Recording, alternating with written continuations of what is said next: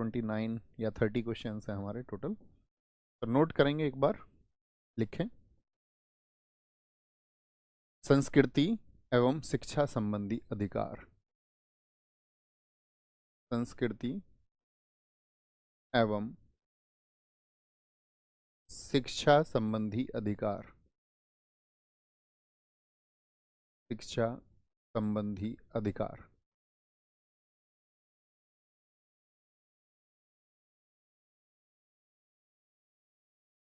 कौन से दो आर्टिकल्स में बताएंगे, ये हमने आपको बताया था। कौन से दो आर्टिकल हैं जो इन दो से रिलेटेड है, यानी कि cultural and education right.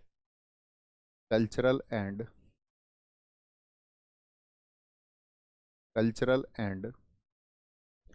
Educational rights. Educational rights कौन से दो आर्टिकल हैं साथी? तो आप कहेंगे आर्टिकल 29 एंड 30। ये दो आर्टिकल इन दो से संबंधित है, ये हमको याद रखना है। और फिर हमारी बात शुरू होती है यहीं से। आर्टिकल 29 को हमको पढ़ना है। आर्टिकल 29 क्या कहता है? आर्टिकल 29, आर्टिकल 29 कहता है अल्पसंख्यकों के हितों का संरक्षण। अल्पसंख्यक कौन होते हैं? तो हमको सबसे पहले उस बात को समझना है। मैं आपसे जानना चाहूंगा आपकी कॉमन समझ क्या है? अल्पसंख्यक को लेकर के आप क्या समझते हैं? अल्पसंख्यक से क्या मतलब है? माइनॉरिटीज किसको कहते हैं? थोड़ा सोचें इस बारे में। तो लिखेंगे आर्टिकल 29 कहता है अल्पसंख्यकों के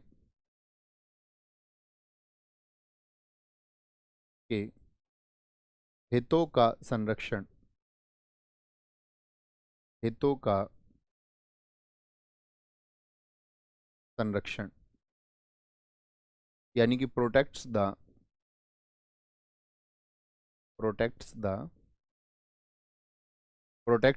इंटरेस्ट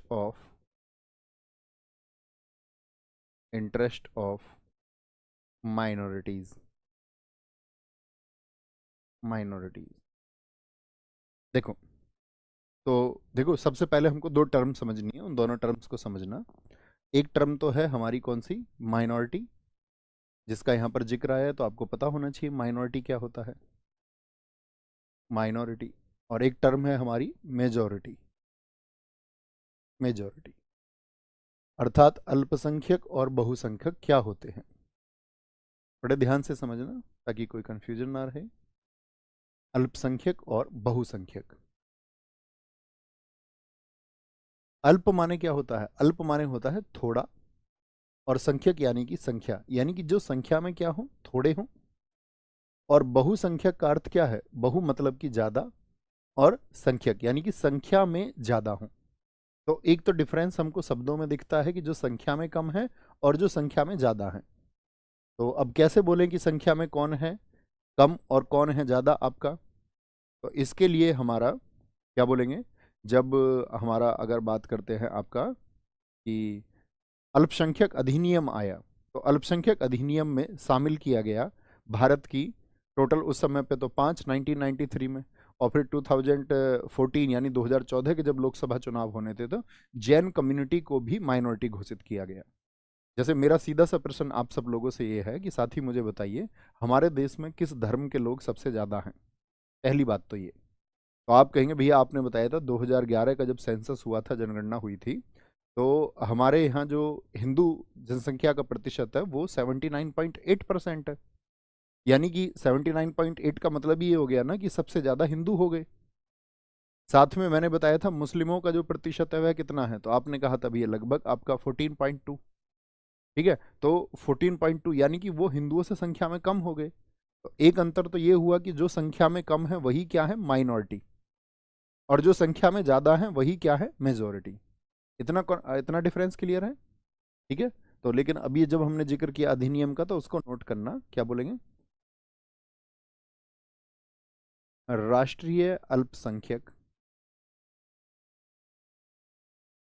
अल्पसंख्यक आयोग अधिनियम 1992। आयोग अधिनियम यानी कि नेशनल माइनॉरिटीज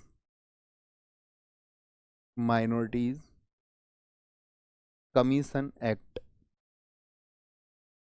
कमीशन एक्ट कब का है? 1992, 1992। इसने क्या कहा था आपका, याद रख लेना। इस एक्ट के अनुसार 1993 में 5 धर्मों को अल्पसंख्यक माना गया।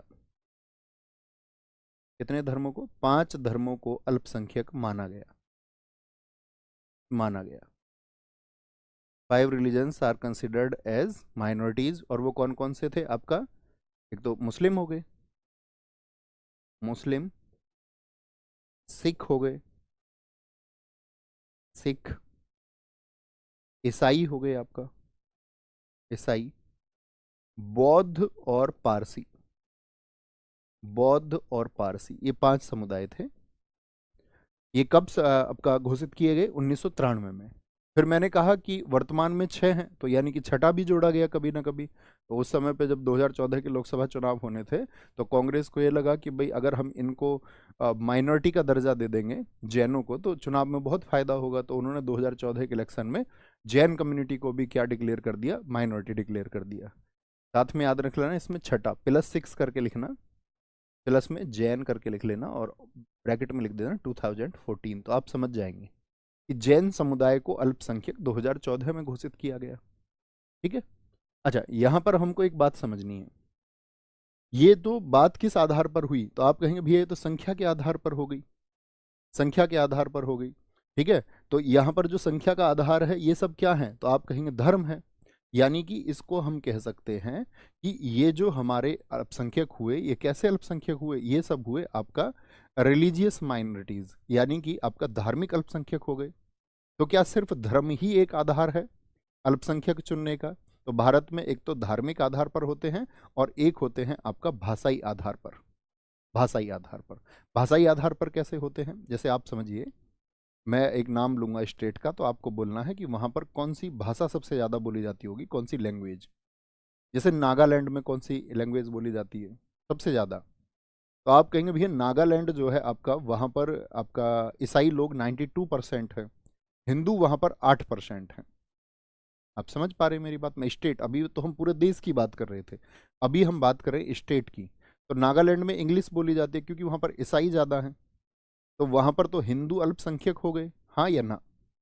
थोड़ी सी समझ इस पे सोचना है आपको, थोड़ी समझ विकसित करें। आप कहेंगे हाँ हो गए। अच्छा, जैसे मैं एक और एग्जांपल दूं आपसे, जैसे हम महाराष्ट्र की बात करें, तो महाराष्ट्र में सबसे ज़्यादा कौन सी भाषा बोली जाती है? आप कहेंगे भैया मराठी, अन्य भाषा के बोलने वाले कम हैं। ठीक है, जैसे पंजाब में आपका पंजाबी के लिए ज़्यादा है, हिंदी बोलने वाले वहाँ पर माइनॉरिटी में है। तो भाषा के आधार पर हम बात कर रहे हैं। तमिलनाडु में तमिल, आंध्र प्रदेश में तेलुगु, ठीक है, केरला में मलयालम। तो आप कहेंगे अगर वहाँ पर हम देखें जो हिंदी बोलने वाले हैं वो अल्पसंख्यक हो जाएंगे, माइनॉरिटी हो जाएंगे या नहीं हो जाएंगे? ये दो ही आधार होते हैं हमेशा माइनॉरिटी को तय करने के। कौन कौन से? एक तो भाषा के आधार पर और दूसरा धर्म के आधार पर। दोनों क्लियर हैं? कोई दिक्कत तो नहीं, कोई समस्या तो नहीं इतनी सी बात में? इसको लिख लेना कहीं पर किनारे पर नोट करके, आप लिखें आराम से अपनी कॉपी पर कि अल्पसंख्यकों को 2 आधार पर भारत में तय किया जाता है। अल्पसंख्यकों को 2 आधार पर भारत में तय किया जाता है। नंबर 1 धर्म के आधार पर, on the basis of religious minority, on the basis of religion, तो वो क्या हो जाएंगे सब? रिलीजियस माइनॉरिटी हो जाएंगी। और दूसरा है on the basis of language, तो उनको हम बोलते हैं लिंग्विस्टिक माइनॉरिटीज। तो कितनी तरह की हुई? रिलीजियस माइनॉरिटीज और लिंग्विस्टिक माइनॉरिटीज। दोनों बातें क्लियर है? आगे बढ़ें। आप कहेंगे हाँ समझ में आया अल्पसंख्यक किसको कहते हैं। यहां पर एक नोट बना लेना छोटा सा, एक TMA पाई फाउंडेशन है, TMA पाई फाउंडेशन, TMA पाई फाउंडेशन वर्सेस कर्नाटका। इसने क्या बोला था? इस केस में बोला गया था जो माइनॉरिटीज हैं, यानी कि जो अल्पसंख्यक हैं, अल्पसंख्यक राज्यवार हो सकते हैं। राज्यवार मतलब स्टेट जो है उनको अपने यहाँ पर अल्पसंख्यक का दर्जा दे सकता है, स्टेट में अल्पसंख्यक राज्यवार हो सकते हैं। जैसे यहाँ से फिर समझिए जैनों को कब घोषित किया गया? 2014 में। तो इससे पहले जो है जैन 14 स्टेट्स में माइनॉरिटी का दर्जा उनको प्राप्त था। कितने स्टेट में? 14 स्टेट्स में। तो आप समझ सकते हैं इस बात को। तो वो लोग तो मांग करते थे कि भाई हमको राष्ट्रीय स्तर पर, तो लेकिन राष्ट्रीय स्तर पर जो है वो सिर्फ 6 हैं हमारे, तो जैनों को 2014 में। तो कोई स्टेट अगर चाहे, जैसे मान के चलो महाराष्ट्र ये कह दे कि हम अपने यहाँ पर हिंदी भाषियों को, जो हिंदी बोलने वाले लोग हैं उनको माइनॉरिटी में काउंट करेंगे, तो क्या कर सकते हैं? हाँ या ना? हाँ या ना बताएंगे भाई एक बार, सारे लोग बताएं। ये दोस्त केस है, इसका कोई मतलब नहीं। अतिरिक्त बातें नहीं क्लास में प्लीज, रिक्वेस्ट है मेरी, रिक्वेस्ट है। बताएंगे जी फटाफट से। बहुत बढ़िया, कर सकते हैं, तो समझ में आया। लेकिन नेशनल, अब अगर राष्ट्रीय स्तर पे बात करें तो सिर्फ 6 हैं। तो अल्पसंख्यक आपको क्लियर हो गए। तो अल्पसंख्यकों की जब हम बात कर रहे हैं तो उनके हितों के संरक्षण की बात कर रहे हैं। ओके। अब एक छोटी सी स्लाइड और बनाना, एक छोटा सा अंतर और बताऊंगा ताकि इसको और अच्छे से समझ पाए। लिखना, देश में भाषा बोलने वाले, देश में भाषा बोलने वाले, बोलने वाले सबसे ज्यादा कौन सी भाषा बोली जाती होगी भारत में? तो आप कहेंगे भैया हिंदी बोली जाती है सबसे ज्यादा। 2011 के सेंसस के अनुसार हम बात करें, 2011 के आंकड़े के अनुसार तब बोला गया, लगभग में लिखना, लगभग 53 करोड़। हिंदी बोलने वाले कितने लोग हैं? लगभग, फिक्स नहीं एकदम से। अभी तो ये संख्या और बढ़ गई, अभी मैं बताऊंगा कितनी बढ़ चुकी है ये। बंगाली दूसरे नंबर पर आती है, बंगाली बोलने वाले जो हैं वो दूसरे नंबर पर आते हैं। और बंगाली कितने लोग बोलते हैं? 9.7 करोड़ लगभग में। बंगाली के बाद में जो तीसरी भाषा आती है मराठी आती है, फिर आपका तेलुगु आती है। कौन सी? तेलुगु भाषा आती है आंध्र प्रदेश की, तेलुगु भाषा आती है, और फिर हमारा तमिल आती है इसके बाद में, तमिलनाडु की तमिल। ये 5 प्रमुख भाषाएं हैं। मराठी और तेलुगु बोलने वालों में बहुत थोड़ा सा अंतर है, सिर्फ 20 लाख का, 8.1 करोड़ हैं। और तमिल बोलने वाले 6.9 करोड़। तो यहाँ से मैं एक क्वेश्चन आपसे पूछना चाहूँगा, इसलिए मैं लिखवा रहा हूँ आपको। मुझे ये बात बताएं कि इसमें बहुसंख्यक कौन है?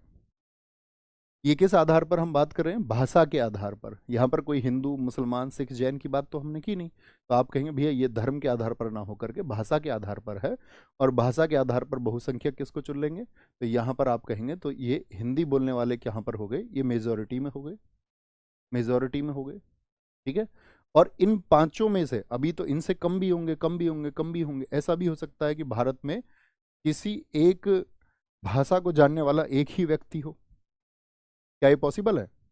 भाई भारत की अगर हम बात करते हैं, यहाँ पर हजारों भाषाएं हैं, तो ऐसा संभव है ना कि किसी एक भाषा को बोलने वाला सिर्फ एक ही व्यक्ति मौजूद हो, या 10 व्यक्ति मौजूद हो, या 100 व्यक्ति मौजूद हो, या 200 500 व्यक्ति मौजूद हो? तो आप कहेंगे हाँ पॉसिबल है जी, संभव है, बिल्कुल संभव है। ठीक है। तो वो घटते चले जाएंगे, तो एक सबसे कम पर होगा। लेकिन उस कम पर कहने का मतलब ये नहीं है कि माइनॉरिटी हम सिर्फ उसी को कहेंगे। ये बाकी सब क्या हो गए? एक को छोड़ करके, सिर्फ एक को छोड़ करके बाकी सब क्या होते हैं? माइनॉरिटी होते हैं। मेजॉरिटी में जो रहेगा वो सिर्फ एक रहेगा। बात समझ में आई? ठीक है। जैसे कि मैं बात करूं जनरली, मैं कहूं देश में हिंदू को हम कह सकते हैं मेजॉरिटी है, तो बाकी सब माइनॉरिटी। लेकिन जैसे हमने पारसी का नाम लिख दिया, तो मैं कहूं हमारे देश में क्या यहूदियों को माइनॉरिटी का दर्जा प्राप्त है? आप क्या कहेंगे, हाँ या ना? यहूदियों को।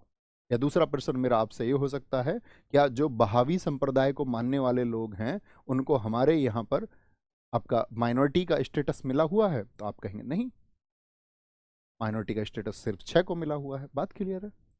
देखो बोलने वाले से यहाँ से प्रश्न आते हैं, मैंने आपके लिए चुनाव किया है, आप सर उसको पढ़ते नहीं है। आप लिख लेना, एक यहाँ पर एक रिपोर्ट आती है आपका, लैंग्वेज डेटाबेस रिपोर्ट, उसको कहीं किनारे पर लिखें, language database report, database report. तो जो लैंग्वेज डेटाबेस रिपोर्ट आती है उसके अनुसार, जैसे क्योंकि भारत में हम जान चुके, तो दुनिया का भी आपको पता होना चाहिए, पहले नंबर पर आपका अंग्रेजी है। और ये डेटाबेस रिपोर्ट जो है हम 2023 की बात कर रहे हैं, 2023 की। पहले पर कौन है? अंग्रेजी है।